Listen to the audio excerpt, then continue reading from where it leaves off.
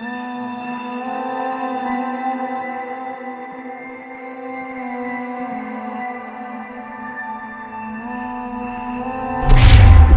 teman-teman, ketemu lagi di Fai TV. Yo, apa kabar semuanya? Baik.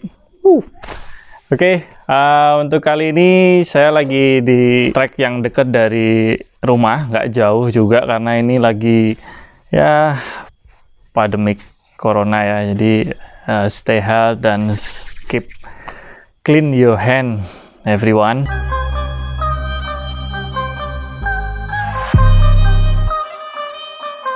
Oke, untuk kesempatan kali ini saya mewujudkan apa ya, istilahnya request dari beberapa teman di Instagram ataupun di YouTube komen juga dan DM Instagram. Nah, pengen direview sepeda Santa Cruz Nomad dan kebetulan untuk selama 2 tahun ini saya pakai Santa Cruz Nomad 4. Well, oke.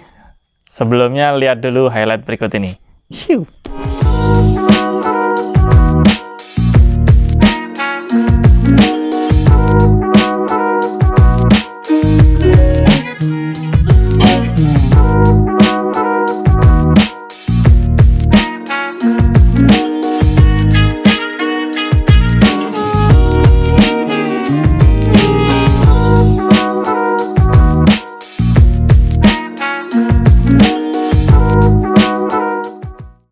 Oke teman-teman, itu tadi highlightnya, detail ya sedikit tentang sepeda Nomad ini. Cara spesifikasi dulu atau histori dulu kita bahas satu persatu ya. Sebelumnya saya pakai Nomad 2 tahun 2013.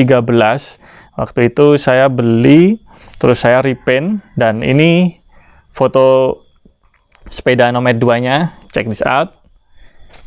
Oke, selanjutnya ini sudah saya repaint dan saya pakai beberapa kali race di Enduro dan di nasional dan juga di Thailand. Posisi itu yang teman-teman bisa lihat, ini video crash saya dengan sepeda Nomad 2-nya itu ya.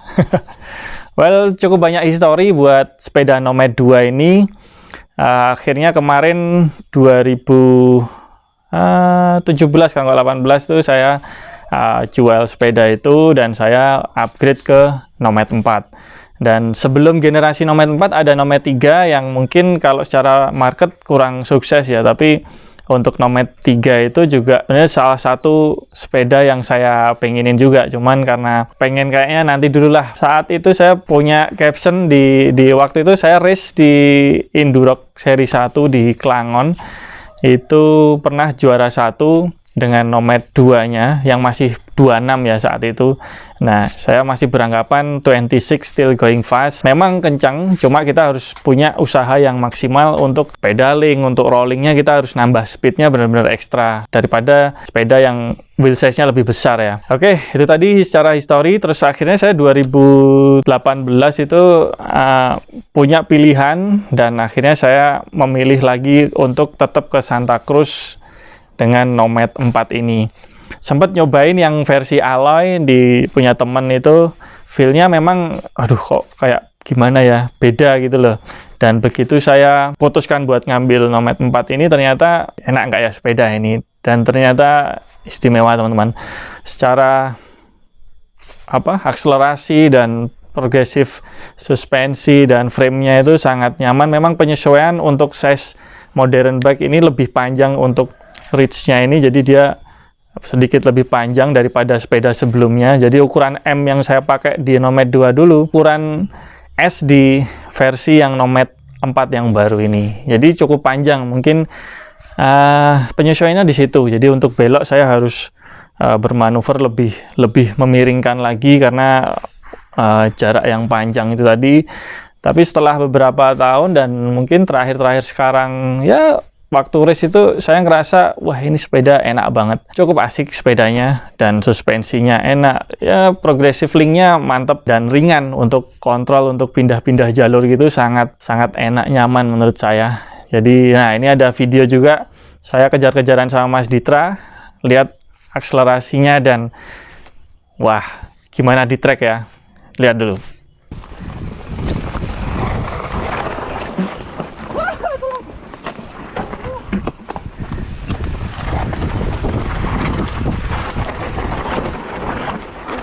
Wah, asem.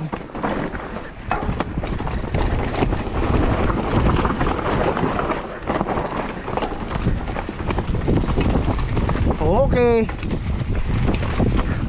Oke, itu tadi videonya bisa dilihat kita ambil V-corner itu juga memang agak kesusahan, tapi ada satu section yang wah bisa langsung kita ambil zigzag gitu, sangat enak banget untuk memaksimalkan riding kita, sangat support untuk sepeda ini ya. Well, oke, itu tadi untuk secara histori dan sekarang kita lihat detail speknya. Oke, ini untuk bagian kokpit sebenarnya ini hampir sama dengan spek yang saya pakai di sepeda 26. Beberapa part saya pindah ke sini semacam handlebar dan sebagainya, brake pad, brake set yang lain, dan itu masih bisa kita pakai.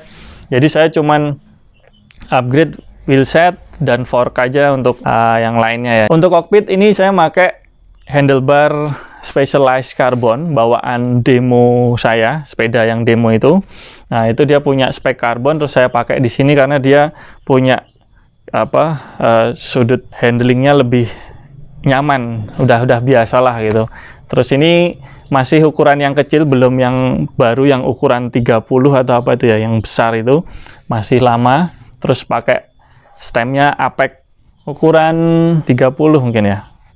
Nah itu, terus untuk brake setnya saya pakai Avid, dan ini juga brake set dari sepeda sebelumnya yang waktu saya pakai Nomad 2. Master remnya ini sudah saya upgrade ke SRAM Guide double piston, jadi untuk brakingnya lebih mantap, lebih bisa kita ngebrake lebih dekat untuk setiap obstacle-nya. Cockpitnya itu ya. Dan untuk panjang handlebar saya potong sekitar 765, jadi nggak full 780. Nah, sedikit lebih kecil biar akselerasinya lebih enak. Dan mungkin kalau untuk kenceng saya biasa pakai 780, bisalah kita pakai potongannya itu dimasukin lagi. Untuk hand grip, sebelumnya saya pakai ODI Vans, terus ini saya pindah ke Dead Grip DMR. Dia lebih grippy juga dan enak di tangan. Kalau untuk riding ya mungkin nggak pakai glove kayak sekarang, cuman sekali 2-3 kali run oke. Tapi kalau untuk long run rekomen harus pakai glove karena itu agak tajam untuk gripnya itu, jadi panas di sini. Wheel set ini saya pakai DT Swiss EX 511 dan ini ukurannya lebih besar ya, 30 mili. Jadi dia lebih stiff juga, dan untuk hub depannya dia udah boost juga pakai control tech, dan belakang pakai Novatec Factor. Jadi dia lebih close ratio juga untuk free hubnya. Untuk ban saya depan pakai Bacer DH. Kenapa saya pakai itu? Karena saya itu ban favorit. Mungkin beberapa rider udah pada tahu mantepnya ban ini, dan saya pakai untuk riding di mana aja oke. Dan belakang ini saya pakai V-Tire semi slick 27,5, dan kebetulan ini belum ada di pasaran Indonesia, tapi saya dapat dari temen yang di Thailand kemarin. Ini juga mantep, komponnya asik, dan buat rolling-rolling, buat slide-slide gitu oke lah, mantep pokoknya guys. Oke, untuk group set saya pakai XT, Deore XT ya, 11 speed masihan, dan ini dari crank, dari RD shifter, terus sprocket dan sebagainya saya pakai XT. Kendalanya untuk XT mungkin sedikit agak berisik. Oke, untuk yang vital di sini dan menurut saya ini sudah top performance untuk sepeda enduro nomad. Apa itu? Jelas di suspensi ya. Ini saya sengaja memilih untuk top performance dari fork itu pakai Lyric 170, dan itu udah maksimal ya, maksudnya seri top levelnya RockShox Lyric, sudah teknologi terbaru dengan ada itu Debon Air-nya, jadi dia high volume, jadi dia lebih besar volumenya. Untuk di pompa biasanya mungkin kita pakai 50-60, ini bisa pakai sampai 100 atau 110 standarnya. Jadi bisa dilihat dari chart size air springnya ya.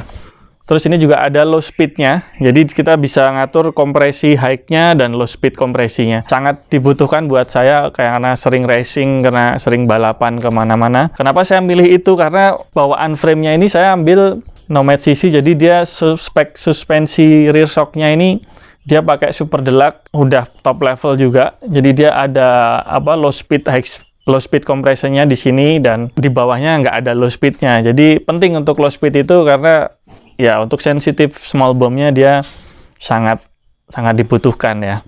Oke, yang paling utama di frame. Ini frame ini saya pakai size M dan ini tahun paling awal ini. Jadi kenapa warnanya juga ini warna yang masih ori, warna yang bawaan masih seri pertama Nomad 4. Jadi ya saya cukup puas pakai sepeda ini, sangat ya confident dan nyaman. Kalau untuk riding ya, terus untuk kita main-main tuh oke banget lah ini. Jadi secara spesifikasi seperti ini, wah dah yang nggak tahu, enak lah pokoknya.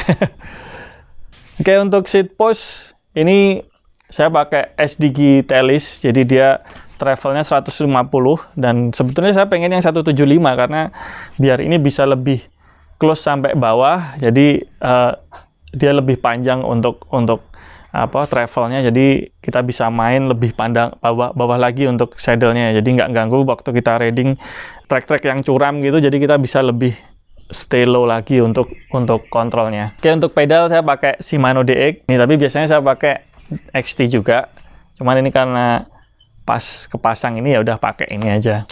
Oke teman-teman, nah, itu tadi secara detail, dan untuk terakhir mungkin secara rasio saya pakai gear 32 ya untuk chainringnya, jadi biar lebih cepat akselerasinya. Detail tentang spesifikasi sepeda Nomad 4 saya, dan mungkin kekurangannya karena sekarang udah zamannya mungkin ada 29 ya, itu tantangan juga sih, dan nggak tahu, semoga masih bisa ngejar. Dan kemarin sempat saya coba untuk pakai setting depan itu pakai mulet, jadi depan 29 cukup membantu, tapi juga masih belum maksimal. Untuk pedaling mungkin teman-teman banyak yang bertanya-tanya, ini sedikit berat, dan mungkin berat relatif ya, tapi ya emang ada, tapi is okay lah, masih bisa kesupport dengan kita harus punya power dan kaki yang cukup kuat untuk pedaling ya. Tapi overall untuk kontrol rolling kita kebut-kebutan di track mantap. Oke, teman-teman, itu tadi review tentang sepeda Nomad 4 punya saya sendiri. Terima kasih buat selalu support channel ini, dan sampai ketemu lagi di video dan konten-konten yang lain. Sip, siu. Dah.